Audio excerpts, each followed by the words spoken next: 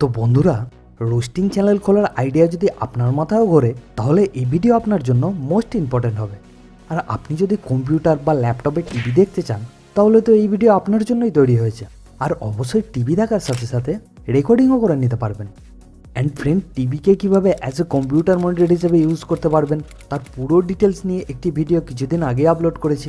তাই ভিডিওটি যদি আপনি না দেখে থাকেন তাহলে লিঙ্ক ডিসক্রিপশানে এবং ওপরে আই বাটনে দেওয়া আছে। সাবস্ক্রাইব করুন কলকাতা কম্পিউটার চ্যানেলকে আর বেল আইকনকে প্রেস করুন লেটেস্ট আপডেট পাওয়ার জন্য। ফ্রেন্ড, ক্যাপচার কার্ড মার্কেটে আপনি বিভিন্ন টাইপের পেয়ে যাবেন, যেমন direct USB connect, PCI etcetera. তবে এই ভিডিওতে ইউএসবি ক্যাপচার ডিভাইস সম্বন্ধে জানব, যা সবচেয়ে সস্তা এবং আপনাকে দেবে best performance in HD and 4K quality video and sound. তবে এই ক্যাপচার কার্ড দিয়ে টিভি চ্যানেলগুলি ছাড়াও কোনো external source like game player, webcam, TV box, phone, camera, DVD player, VHS টেপকেও ক্যাপচার করতে পারবেন। তাহলে এবার দেখে নেওয়া যাক ডিভাইসগুলির দাম কত এবং ডিভাইসগুলির মধ্যে কী কী ফিচার্স আছে। প্রথমে দেখে নেওয়া যাক এইচডি ভিডিও ক্যাপচার ডিভাইসকে, যার দাম শুধুমাত্র 700 টাকা থেকে শুরু। আর অবশ্যই ডিভাইসটিকে কেনার জন্য পারচেজ লিঙ্ক ডেসক্রিপশানেই পেয়ে যাবেন। তো এর মধ্যে ফিচার্সগুলি কী কী আছে? ফ্রেন্ড, ডিভাইসটি USB 2.0কেও সাপোর্ট করবে এবং ডিভাইসটিতে আপনি ম্যাক্সিমাম 3840x2160 অ্যাট 30 হার্জ সর্বোচ্চ ইনপুট দিতে পারবেন এবং ডিভাইসটি থেকে আপনি maximum 1920x1080 at 30 hertz HDMI output পেয়ে যাবেন এবং আউটপুট ফরম্যাট YUV এবং JPEG পেয়ে যাবেন 8 বিট, 10 বিট এবং 12 বিট ডেপথ কালার ফরম্যাটে। এবং ডিভাইসটি LPCM অডিও ফরম্যাটকে সাপোর্ট করবে।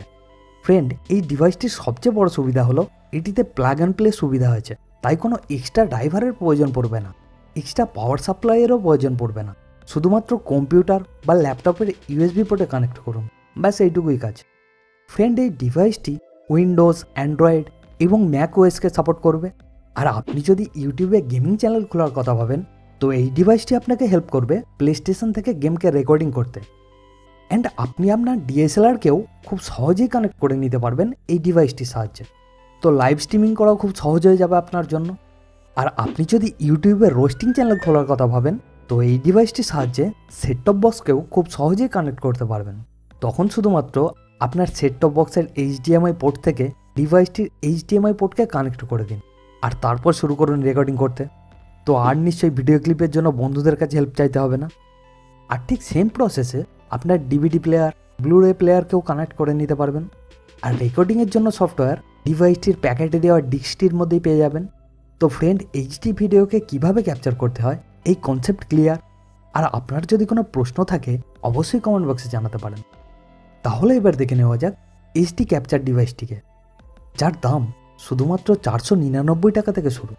অ্যান্ড ওয়ান্স এগেন ডিভাইসটির পারচেস লিঙ্ক ডেসক্রিপশানেই পেয়ে যাবেন। তো HD ডিভাইসটির ক্ষেত্রে যেমন আপনি ডিভাইসটির HDMI ইনপুট দিচ্ছিলেন, এই ডিভাইসটির ক্ষেত্রে AV-তে ইনপুট দিতে হবে। তো এই ডিভাইসটিতে 4টি ইনপুট কর্ড দেওয়া আছে। এর মধ্যে হোয়াইট অ্যান্ড রেড সকেট দুটি অডিও ইনপুটের জন্য এবং ইয়েলো সকেটটি ভিডিও ইনপুটের জন্য।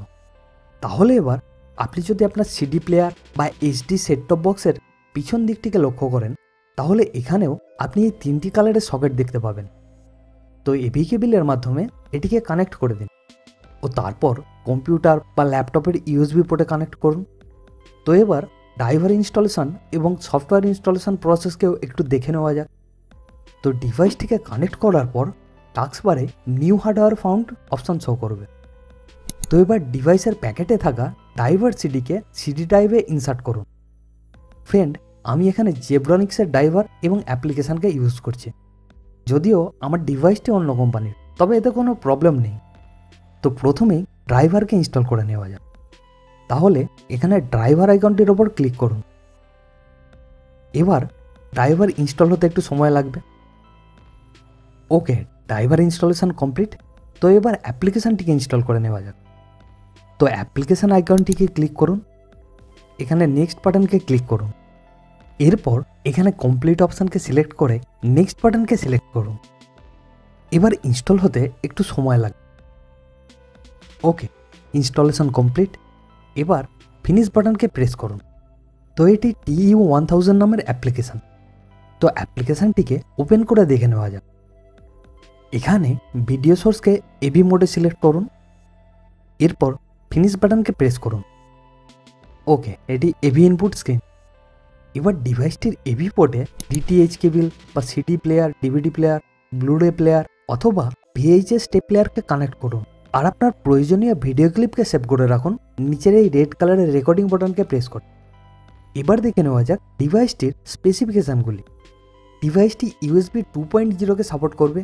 Plug and play, brightness, contrast, hue situation control option পেয়ে যাবেন এবং ডিভাইসটি উইন্ডোজ এক্সপি, উইন্ডোজ 7, ভিস্তা ইত্যাদি অপারেটিং সিস্টেমকেও সাপোর্ট করবে।